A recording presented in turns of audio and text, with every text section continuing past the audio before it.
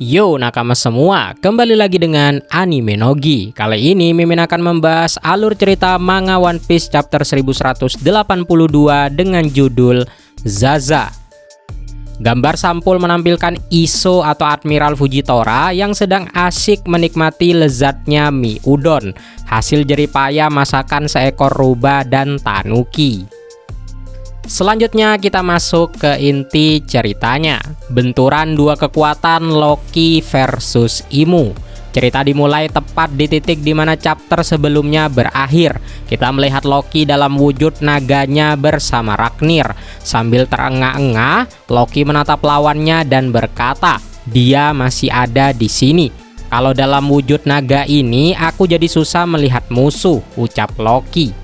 Tiba-tiba Imu muncul dan merespon dengan dingin, "Nidhogg, tak kusangka kita akan bertemu lagi di dunia ini.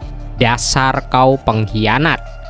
Di sini Imu terlihat batuk-batuk dan nampaknya mengkonfirmasi kalau dia memang tidak bisa berlama-lama di Elbaf, dan para Gorose sangat mengkhawatirkan Imu jika keluar dari Merijoa.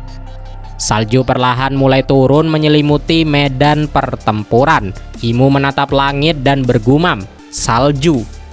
Aku ingat sekarang. Gesekan es akan menciptakan sebuah petir. Kecocokan di antara kalian berdua memang selalu luar biasa." Imu kemudian menatap Ragnir dan berkata, "Sepertinya selama ini kau menunggu majikan barumu, Ragnir. Ini benar-benar membuatku bernostalgia."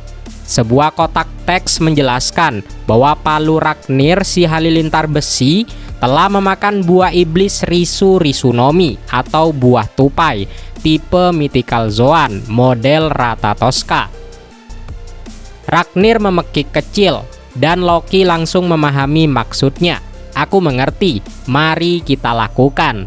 Loki lalu mendekati Imu, membuka rahang naganya dan melancarkan serangan baru yang mematikan bernama Ragnagoro. Rentetan panah es melesat deras dari mulutnya. Namun Imu tidak tinggal diam. Ia menyerang balik saat itu juga. Awan hitam melingkar milik Imu membesar hingga ukurannya tidak masuk akal. Ia pun mengeluarkan teknik bernama Zizimitl atau Nova Eclipse yang mengambil referensi Dewi suku Aztec. Sebuah hujan api hitam dengan wajah-wajah iblis yang mengerikan menyembur keluar dari awan hitam Imu. Kedua kekuatan monster ini berbenturan secara brutal dan menciptakan ledakan epik yang mengguncang area tersebut. Dari kejauhan, pertempuran gila itu disaksikan oleh Jewelry Bonnie dan Lilith. "Ini mengerikan," ucap Bonnie gemetar. Lilith menarik Bonnie mendekat dan berjanji akan selalu melindunginya. Lilith juga bertanya, makhluk apa yang sedang bertarung dengan Loki itu? Lilith berpikir kalau makhluk itu lebih kuat daripada kesatria dewa, tetapi dia bukanlah salah satu anggota Gorose. Untuk sebuah organisasi besar yang telah ada 800 tahun, tak heran jika dalam konflik kekuasaan mereka telah melahirkan sesuatu yang jauh lebih gelap. Lilith pun mengingat perkataan dari Vegapunk. Namun di dekat mereka, Sanji tampak terluka sangat parah. Tetapi dengan tatapan penuh amarah, Sanji memaksakan diri untuk bangkit. Bonnie berusaha mencegahnya, tetapi Sanji menolak untuk diam. Kita kemudian melihat sebuah kilas balik singkat saat Sanji telah terkena serangan telak dari Imu. Killingham yang sudah pulih mengejek Sanji yang terkapar. "Lihatlah keadaanmu sekarang, Sanji.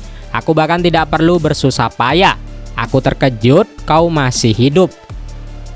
Killingham sempat berkata kalau kekuatannya saat ini telah bertambah berkali-kali lipat setelah disembuhkan oleh api hitam omen milik Imu.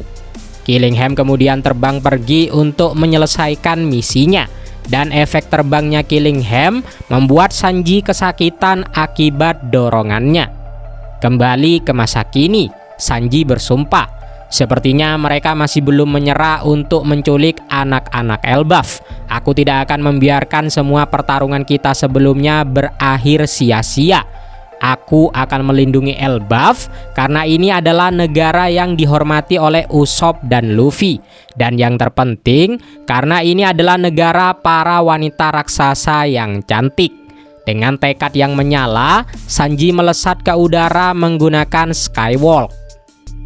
Adegan beralih ke perpustakaan burung hantu.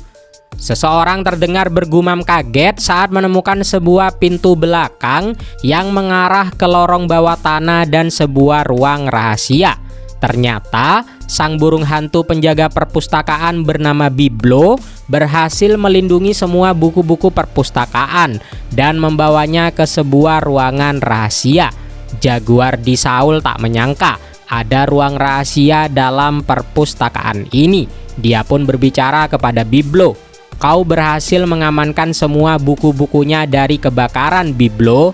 Nico Robin terlihat sangat lega melihat buku-buku peninggalan Ohara aman, lalu mengucapkan terima kasih yang sebesar-besarnya. Saul pun mengatakan, "Ya, aku sangat berterima kasih kepadamu, Biblo, tetapi jujur saja, kebingunganku tentang dirimu semakin bertambah setiap harinya. Aku merasa kau semakin misterius, Biblo," ucap Saul. Di pelabuhan lautan awan dekat desa barat, Somers terlihat memanggul kapal raksasa milik bajak laut prajurit raksasa dengan mudahnya. Mengenakan awan hitam di punggungnya, ia tampak jauh lebih kuat dari sebelumnya. Somers meraih Denden Mushi dan menghubungi Killingham. "Halo, Somers di sini." Bukan. Super Somers di sini. Aku sudah mengamankan kapal para raksasa dan membawanya ke sini.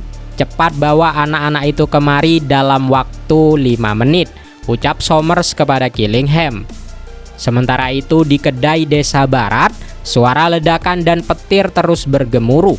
Chopper sedang sibuk merawat para raksasa yang terluka, termasuk Gert yang jari-jarinya terpotong dengan sangat presisi setelah ditebas oleh senjata Imu. Menurut Chopper, potongannya benar-benar rapi, jadi seharusnya jarinya bisa tersambung lagi. Tetapi butuh waktu beberapa bulan sampai sembuh total. Gert merasa malu karena sebagai dokter ia malah menjadi seorang pasien. Namun Chopper dengan lembut menenangkannya.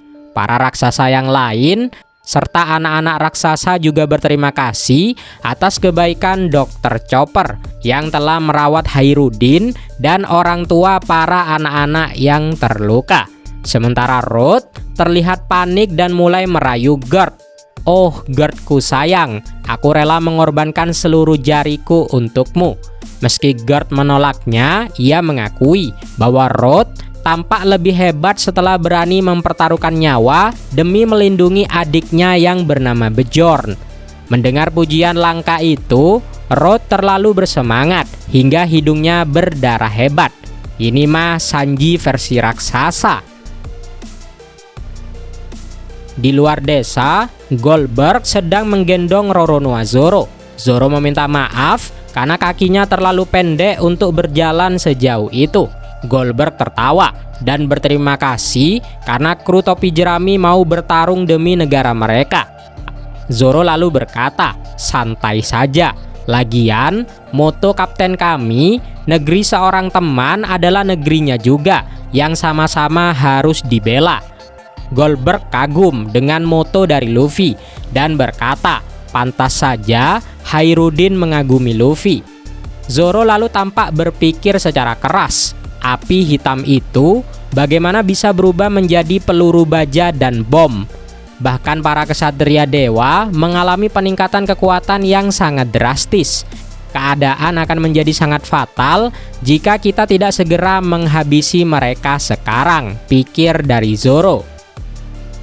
Melalui Denden Mushi, Killingham yang panik melapor kepada Somers bahwa ia telah membuat sebuah kesalahan fatal.